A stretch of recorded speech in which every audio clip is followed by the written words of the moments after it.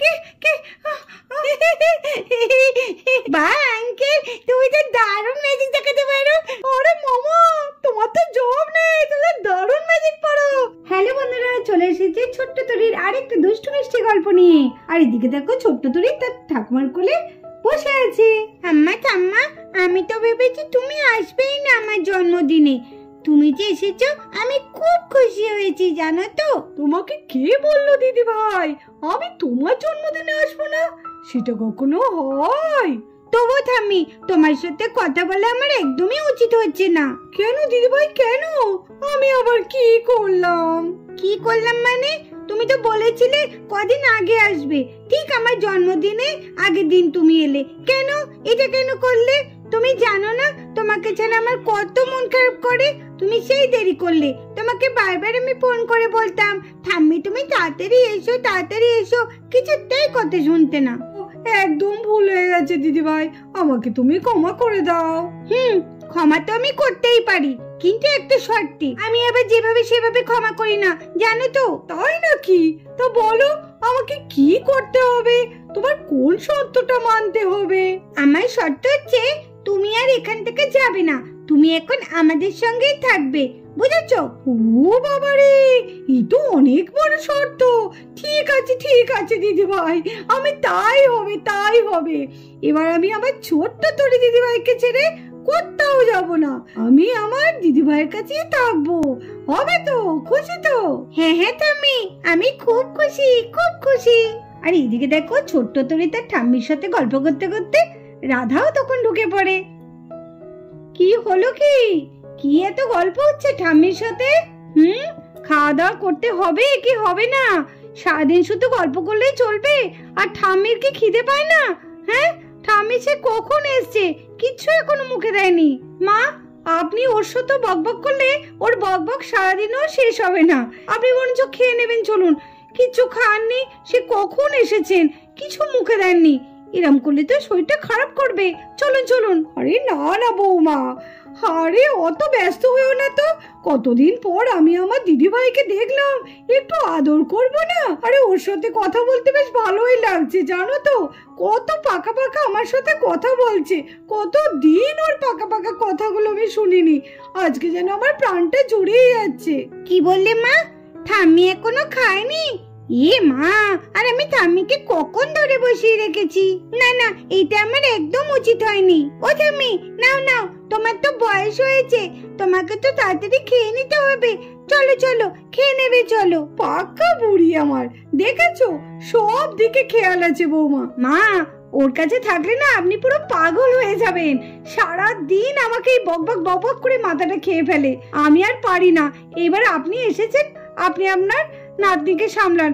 বাবারে বাবা, আরে চলুন তো, অনেক হয়েছে, এবার একটু খেয়ে নেবেন, চলুন। ঠাম্মিকে একটু ছাড়ো শোনা, ওরম করতে নেই। ঠাম্মির বয়স হয়েছে না, খিদে পাবে না। ঠাম্মি সে কখন এসছে, চলুন মা, চলুন তো, খেয়ে নেবেন। হ্যাঁ বৌমা, তুমি যাও, আমি যাচ্ছি। ঠিক আছে মা, দেরি করবেন না, আমি তাহলে আসছি। আমি কিন্তু আপনার খাবারটা বাড়ছি। এদিকে রাধা তার শাশুড়িকে খাবারের জন্য রেখে ঘর থেকে বেরিয়ে যায়। আরে এদিকে দেখো, তরির বাবা কত বেলুন নিয়ে বাড়িতে ঢুকছে। ব্যাস, এখানে দাঁড়াও। এখানেই দাঁড়াবো দাদা? হ্যাঁ, এই তো বাড়ির মধ্যে চলে এসেছি, দাঁড়াও এখানে। এই শিবা, তুই একা দাঁড়িয়ে আছিস কেন? তোরি কোথায় গেল রে? আরে আঙ্কেল, তুমি কি নিয়ে এসেছো গো আঙ্কেল? কত বেলুন! ইরি বাবা, সাবাস, কত বেলুন! এই সব বেলুন তোর জন্মদিনে ফলানো হবে আঙ্কেল? হ্যাঁ রে শিবা, সবই তো তোর জন্মদিনের জন্যই নিয়ে এলাম। কত বেলুন! ও, তোরি ঘরে আছে। দাঁড়াও, আমি তোরিকে শিগগিরই ডেকে আনি। দাঁড়াও। এই তোরি! আর এদিকে শিবা দৌড়ে তরিকে ঘরের মধ্যে ডাকতে গেল। তোরি! তুমি চলে এসেছো? কি গো, আগো তুমি কি করেছো? তুমি তো পুরো দেখছি দোকান তুলে এনেছো। হায় রে হায়, এত বেলুন! কি বলো না রাধা তুমি? আমার 10টা না 5টা না, একটা মাত্র মেয়ে, আর তার জন্মদিনে এই সামান্য বেলুন কটা আমি আনতে পারবো না? এই তোমাদের দুজনকে নিয়ে হচ্ছে মুশকিল, যেমন মেয়ে তেমনি বাবা। ওহ, আর পারি না। আচ্ছা, ওসব কথা বাদ দাও। আমি তো আমার তরি মাকেই দেখতে পাচ্ছি না। কোথায় গেল, কোথায় তরি? বেলুনগুলো তো সব নামাতে হবে। হ্যাঁ ওই তো শিবা ডাকতে গেল। দাও না, তুমি আমার হাতে দাও, দাও দাও দাও দাও। এই নাও বেলুনগুলো সব ধরো, আস্তে আস্তে নামিয়ে ফেলো তো। হ্যাঁ দাও দাও দাও দাও। কি করেছে তোমাকে নিয়ে আমি আর পারি না। তাড়াতাড়ি চলো দিদি ভাই, এমনিতে আমরা অনেকক্ষণ দেরি করেছি, এইবার না হলে তোমার মা এসে আরো বকবে। চলো চলো। আর এরই মধ্যে শিবা একদম দৌড়াতে দৌড়াতে তোরির কাছে আসে।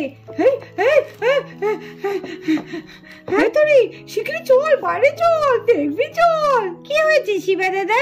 বাইরে তুমি অত হাঁপাতে হাঁপাতে দৌড়াতে দৌড়াতে এলে, কি হয়েছে গো বলো না? আরে দেখবি চল, আঙ্কেল কত বেলুন এনেছে তোর জন্মদিনে। শিগগিরই চল, সব বেলুন তো ফোলাতে হবে আমাদের। এক গাড়ি বেলুন এনেছে। তাই নাকি? বাবা আমার জন্য অনেক বেলুন এনেছে। ও ঠাম্মি চলো চলো তাড়াতাড়ি চলো। দেখি গা। ও ঠাম্মি আমি তাহলে আসছি। হ্যাঁ আমি আসছি বেলুন দেখতে, তুমি তাহলে এসো। হ্যাঁ ঠিক আছে, সাবধানে। দেখো দেখো মেয়ের কাণ্ড, সাবধানে। আর বেলুনের কথা শুনে তোরি আর শিবা দৌড়াতে দৌড়াতে বাইরে গেল। চল চল চল চল শিবা দাদা চল, দেখে দেখে বাবা কেমন বেলুন এনেছে। চল চল আস্তে আস্তে। দেখো দেখো মেয়েটা পড়ে যাবে। আরে তোরা এত দৌড়াদৌড়ি করিস না রে। দেখো দেখো, যাই যাই ওদের পেছন পেছন, কোথায় পড়ে টড়ে যাবে। ও বাবা তুমি কত বেলুন এনেছো গো আমার জন্য? তো অনেক বেলুন দেখছি, কি মজা। এই বেলুনগুলো সব আমার বাবা? আরে হ্যাঁ রে মা, এই বেলুনগুলো সবই তোর জন্মদিনের জন্য আনা হয়েছে, তোরই সব বেলুন। নে শিবা, বেলুনগুলোকে তোরা এবার চটপট সব ফুলিয়ে ফেলতো। আরে যে রানী, বেলুন ফুলানো হয়ে গেলে বেলুন দিয়ে কিন্তু পুরো বাড়িটাকে সুন্দর করে সাজাতে হবে। আরে হ্যাঁ হ্যাঁ জামাই বাবু, খুব সুন্দর করে সাজিয়ে দেব। আমাদের তোরই জন্মদিন বলে কথা, দেখবে কেমন সুন্দর সাজিয়ে দিই, খুব সুন্দর করে সাজাবো। আচ্ছা সবাইকে তো দেখছি, রাহুলকে তো দেখছি না। রাহুল কোথায় গেল? রাহুলও যদি একটু হাতে নাতে বাড়িটাকে সাজিয়ে ফেলতো বেলুন দিয়ে, তাহলে বেশ ভালোই হতো। হ্যাঁ গো, আমিও তো সেটাই ভাবছি, কোথায় গেল রাহুল? কে জানে, এই ছেলেটা যে মাঝে মাঝে কোথায় বেরিয়ে যায়। যত না আসে ততই ভালো। বেলুন দিয়ে ঘর তো সাজাবে না, যেন একদম সংসার যাবে। নিজেই ঠিক মতো রাস্তাঘাটে চলতে পারে না, ও আবার সাজাবে। এই তো দাদা, আমি হাজির। আমার নাম করেছে, আমি চলে এসেছি। এই তো তুমি চলে এসছো, বেশ ভালোই হয়েছে। এ তোরই জন্মদিনের জন্য যে বেলুনগুলো আনা হলো, এগুলো দিয়ে তো বাড়িটাকে সাজাতে হবে। তা বলছিলাম, তুমি রানী সবাই মিলে হাতে নাতে বাড়িটাকে সুন্দর করে সাজিয়ে ফেলো না। তাহলে দায়িত্বটা আমি তোমাদেরকেই দিলাম, বাড়িটাকে সুন্দর করে সাজিয়ে ফেলো। এবার আমিও আছি তোমাদের সঙ্গে, চিন্তা করো না। না এবার হাতে নাতে লেগে পড়ো তো। আরে দাদা, আমি যখন দায়িত্ব নিয়েছি একদম চিন্তা করো না, বাড়ি দেখবে একবার সুন্দর করে সাজিয়ে দেবো। এলেন ঘর সাজাতে, কত যে সাজাবে সেটা তো বোঝাই যাচ্ছে। আরে ও মাসুমণি, তাড়াতাড়ি খোলো বেলুনগুলো। ফোলায় ফোলায় কি মজা লাগবে বেলুন ফোলাতে।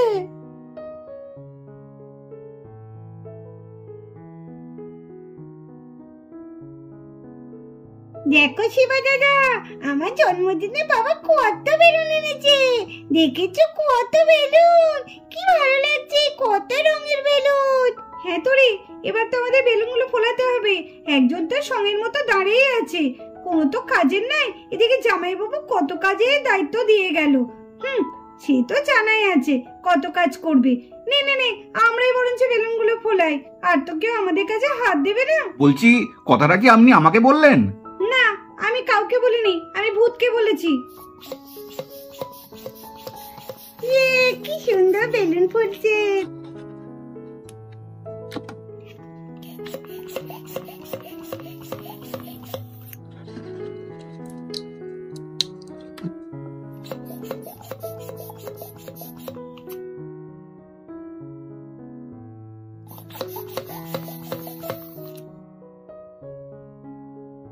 শিবা, তোরি এত নিটিপিটি করে বেলুন ফুলালে তো হবে না মা।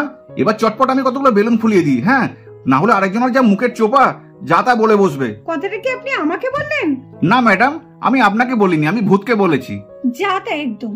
এই তোরি, এই শিবা, তাড়াতাড়ি নিয়ে হাত চালা। বেলুনগুলো মেরে তাড়াতাড়ি ফুলিয়ে আবার ঘর সাজাতে হবে। আমি ও কি বললো শুনে গেলি না? তাড়াতাড়ি কর, ফালতু কথায় কান্না দিয়ে। শিবা, তোরি, তোর একটা ম্যাজিক দেখবি? কি বলছো আঙ্কেল, তুমি ম্যাজিক পারো নাকি? হ্যাঁ হ্যাঁ দেখবো। ও মামা, আমি তো জানতাম না তুমি ম্যাজিক পারো। চল তোরি, আমরা মামার কাছে একটু ম্যাজিক শিখি গা। চল চল চল। আঙ্কেল দেখাও, তোমার ম্যাজিক দেখাও। কি মজা আঙ্কেল, আমাদের ম্যাজিক দেখাবে, কি মজা।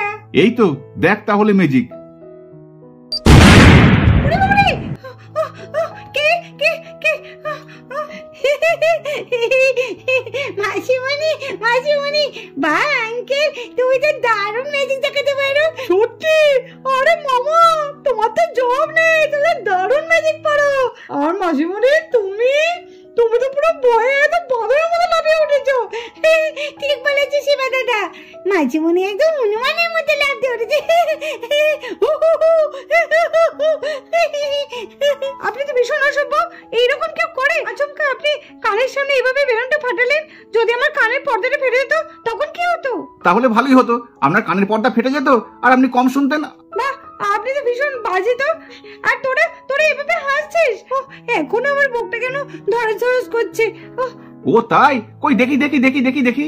এই এ কি করছেন? কি বাজে সত্যি, পুষ্পা দিদির বাড়িটা যে এতটা বাজে। সত্যি আগে ভাবতাম জঙ্গলি, এখন দেখছি ভীষণ অসভ্য বাঁদর ছেলে একটা। দরকার নেই আমার বেলুন ফোলানো, আমি চলে যাচ্ছি। আরে আরে দাঁড়ান দাঁড়ান, কোথায় যাচ্ছেন? আরে বেলুন ফুলাতে হবে। আরে আরে আরে কোথায় যাচ্ছেন? দাঁড়ান দাঁড়ান দাঁড়ান, বেলুনগুলো ফুলিয়ে বাড়ি সাজাতে হবে তো। আসুন আসুন আসুন আসুন। আরে ভয় পেয়ে তো ঘরেই চলে গেল। দেখলি তোরি, দেখলি শিবা কি অবস্থা তোর মাসিমণির?